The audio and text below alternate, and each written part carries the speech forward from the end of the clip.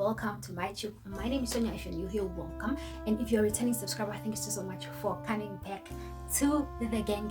Now, buddy, today, right, we're gonna have a very important discussion, right? This discussion is in our meeting, so grab your tea, grab your coffee, grab your water, grab anything it is that you can get on, because let's get comfortable here. It's time for that family meeting, okay?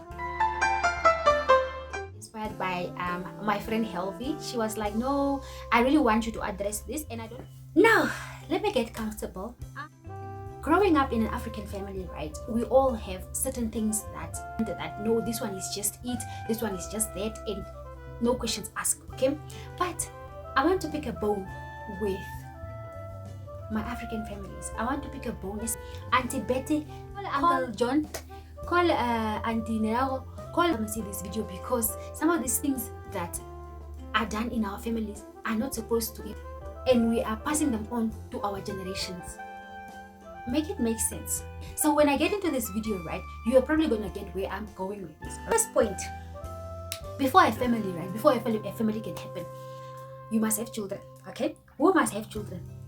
It's you, right? You that is watching this, whether you are male or whether you are female, you are having children. Now, I want to ask, which part of my bank balance, which part of my work, or which part of my existence shows that I'm ready to have children? Why is it that families put pressure on people, their family members, to have children? Okay, those side eyes, those bombastic side eyes that are given by the aunties, like, no, you must have children. Now, first and foremost, I want to ask the people that are basically having this expectation of us to have children. I want to ask just one question. Which part of my life shows that I'm ready to have children? Apart from my growing years, apart from maybe the fact that I have a job, or apart from the fact that maybe I look like I'm stable. Make it make sense, guys. Some of your expectations are null and void. You cannot tell somebody else to have a child simply because you feel that they are of age, or simply because you feel like, oh, now that they are married, they should have children. There's even one ignorant comment that I heard from somebody who says that, yeah, now that you are married, the next step is to have children. Says who? Do you even know how expensive to raise a child? One child, let alone a lot of children. I feel like in our families, right, and society, people say some things very loosely because they don't know actually the impact of them, you know. So sometimes you may make a comment about, it's time to have a child, and then that person probably takes it very seriously, probably takes it very personally, and this person ends up going to have a child with somebody that does not even value that child or them. And then what happens? We end up with single mothers, we end up with single fathers, we end up with broken societies, because of you guys that want to put an expectation, that want to put this nonsense, unrealistic, we should have children, just because you believe that you are of age, or you believe that yes, it is the right thing to do.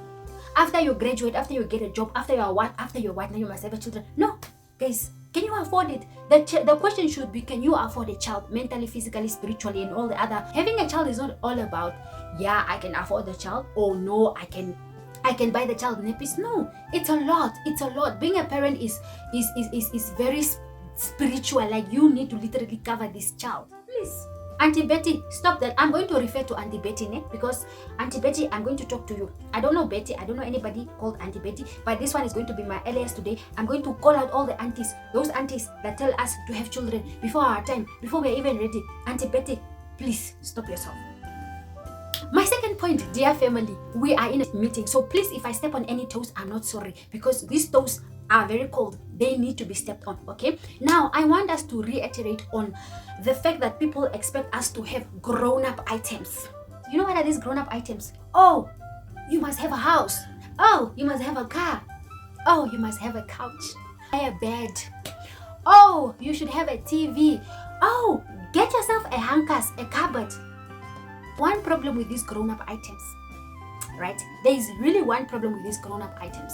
When these grown-up items have to get you in debt, then it is a problem. Dear Auntie Betty, dear Uncle John, we are not financially ready to go take items on credit to please you.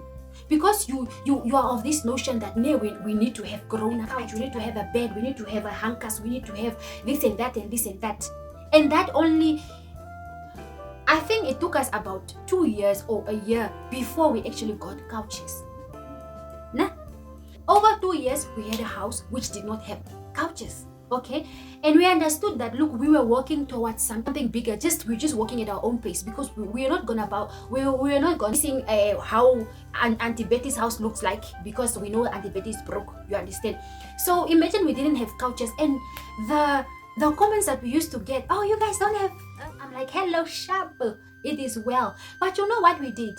We had chairs. We had like 4 chairs. We had like a dining type of situation in our sitting room. That is what we worked with. Survived without couches for 2 years. And after even buying the couches, I think when we bought the couches, even now I look at the couches and I'm like, did we really need to buy this? Né? Because these couches were like, I remember the day that we went to buy them, we bought them cash, and the person in the store was like, are you sure you don't want them on account? We're like, no, I want to swipe now. Like, we literally had to save up for these couches so that we can buy them cash. Now I'm getting to the point of saying that, dear black child, dear young family member, you don't need to impress your family to buy that couch that you don't need, to buy that bed. Even if you know that you need a bed, you don't have to go buy the queen bed. You can start up with your single bed, and then you go graduate eventually. Same goes with a fridge, same goes with a car, same goes with a house, for example. Right now I can go on and on and on and on about my own story, about how we actually purchase certain appliances and certain equipment and stuff like that. Even just the whole fridge, right? People are going on about, nah, a double door fridge. What am I going to put in a double door fridge? Me, I know I love food, but what am I going to put in a double door fridge? For me, for example, that kind of stress in my life. No, I don't want. Give me zero, but reiterate on the fact that these grown-up items that you guys are imposed on us, né? Like a driver's license, do you understand? Do you actually know how much it takes for somebody to get a driver's license? And you are there pumping, when are you getting your license? When are you getting your license? No, guys, no.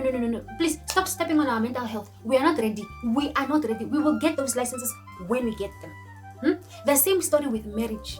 You guys, you are busy asking people, when are they getting married? When are you getting married? Why is it of your concern? Dear family members, why is it that me being unmarried to you is a thorn in the flesh? Why is it that me, you don't see me with anybody, it's a thorn in your flesh? Why can you not go focus on your sisters? Just go focus somewhere else. Don't come and stress me, because now I'm still eating my youth. You understand? I'm not talking the single ladies, because you understand though. And a lot of people may say, yeah, what do you know? You are married, what?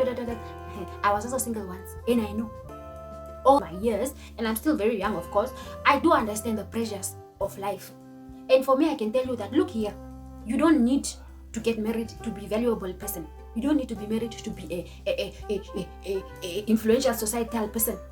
No, scrap that nonsense. Scrap it. Focus on your life, focus on yourself, and please stop putting pressure on the poor kids for them to get grown-up items, for them to get married, for them to get licenses. The whole gist of this video. Why I actually wanted to make this video. I want to make this video because there is this entitlement. I want to address my people that are younger. I want to address the entitlement of the younger siblings towards the older siblings. Why is it that you guys feel like we are your parents? We are not your parents. We did not make you. We don't understand why is it that in order for you to survive, or in order for you to go somewhere, you always need us. You need to come, hey big sis, hey big brother, big boy. And the other thing is that I'm not taking away the fact that yes, it's good to have an older sibling who can take care of you, who can watch over you, can give you advice and whatever. Some of you guys, you really just waste our advice. We can advise you, we can help you, we can pay for your school fees, we can pay your driver schools, whatever. You can pay for your training courses, or even whatever it is that you want. We can even finance your weddings. But what do you guys do to us? You go talk behind our backs, and you call us arrogant. You call us we think that we have made it in life. You go gossip about us to your mothers and your fathers. You small siblings, you younger siblings, you guys, you need to be checked. because it's not right. It's really not right. And saying that no, it's as if I have to work for you. I don't even have to work for my children. Do you know that? I don't. I can't expect my children to feed off my children. I'm the first beneficiary of my own work, and then my children will get what is remaining. So now I must work for me, I must work for my children, and I must work for you as well. But then yet again, you are going out there, you are saying, my older brother is employed, he's a whole engineer, but he never even sends money home to our mother. Really? What are you doing? What are you doing? I feel like as a firstborn, right, there are certain things that we don't really talk about in terms of birth order. We have the younger sibling, we have the older one, we have the middle child, and whatever. Most of the times, right, it's always the older sibling that gets the most hit, whether they do something or they don't, right? And while my financial whatever suffers, I must uplift ungrateful little brats. No. I'm sorry, but I can't, right? And the reverse is the opposite with older siblings that are not responsible. Some of you older siblings, you bring the family into disrepute. You bring the family into shame. An older sibling that cannot be accountable for anything. An older sibling boasting and saying, yeah, I made this family, or yeah, I did what, or yeah, I did that. Now, I'm not excusing the fact that yes, there are really some people that work really hard, but the family still just refuse to acknowledge them, right? But we also have these older siblings that just feel also entitled to the younger siblings' success. Every time when the younger sibling probably graduates or whatever, yeah, I made them. No, you didn't make anybody. You chose to give your money, and we are not entitled to pay you back. We cannot pay you back. But little siblings here, let me advise you. The best you can do is just be nice. Don't talk bad about your older siblings, especially those that have helped you. Don't. It doesn't help you saying Mang did not what Mang bought their house in Roshpina is not helping who. No. Everybody is responsible for their own life. So, siblings galore. I think I have touched a little bit of what was actually on my heart, because I just feel like siblings don't. I was actually inspired by my friend Healthy. She was like, no, I really want you to address this, and I don't know if I've even addressed it in the particular order that she expected, but yeah, I am here also to talk about mothers. Okay, mothers, why do you feel the need to buy your children together, all 17 of them, and then you are there, oh, do you see whose daughter? Do you see the other one? Oh, did you see the other one got married, my dear? But that marriage is not even last. Oh, maybe. Did you see the other one was bought this other car, but this car is not even nice? Mothers, why do you feel the need to gossip about other people's families just to make yourself feel better? And you are here planting seeds of discord in your own children. I also specifically want to talk about mothers who discriminate, or mothers who treat their children differently. Like this thing of favorites, we know that it's toch there. It's toch there. Even if some people will say no, our mother loves us all equally. Okay, Mrs. Perfect, it's fine. Thing of mothers, you like to sow discord in your children. I don't know if it's just something that I've experienced or I've seen, but you'll find that a mother will say to the firstborn, yeah, you are my best, what, you are not like the other one, and then when the other one comes, and then this mother will talk about the other one, and it's just a mess. It's just a mess. Why is it that mothers have children and then they still plan these children against each other? It's like you want us to compete for your love, you want us to compete for your affection, you want us to compete even in life. No? Society is already very cruel. And now even you as a mother cannot even protect us, but you are now here putting us against each other. No, stop it. Auntie Betty, let's stop that. I have to go to fathers. Fathers, I have a very big bone to play and to pick with you guys. You fathers that are deserting your homes and your children, leaving them for the women. Why do you make children and run away from them? Why? And even in my other video where I was uploading fathers who are taking care of their children, I think one of my buddies said that as they should, they really should. Fathers should not be applauded for doing what is right. You don't applaud a fish for swimming, nor a dog for barking. So please tell me, fathers, why is it that you make children and then you deny them and then you run away from them and then you choose not to do anything about these children?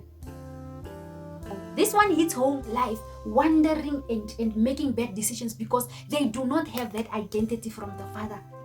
You are doing more harm than good. When you as a father desert your own children, you are robbing them of their identity. You are the one who's supposed to instill the identity in them, but now you are running away from your responsibility.